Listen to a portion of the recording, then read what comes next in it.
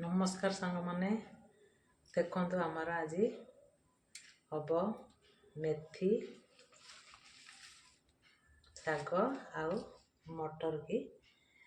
ये गोटे रेसिपी ये रेसिपी भल लगे मो चैनल को लाइक करेंगे और सब्सक्राइब करेंगे। कड़े हम तेल देकी शाग को मसला नहीं चार मगज काजू ये टमाटो अदा रसुण पेस्ट मो पाखे अच्छी मटर को भाजी बाहर कर सेम कड़े नहीं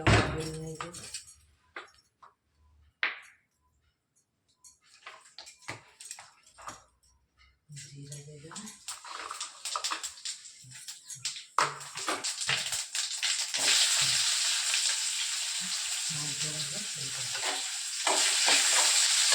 चारू भाजी सारे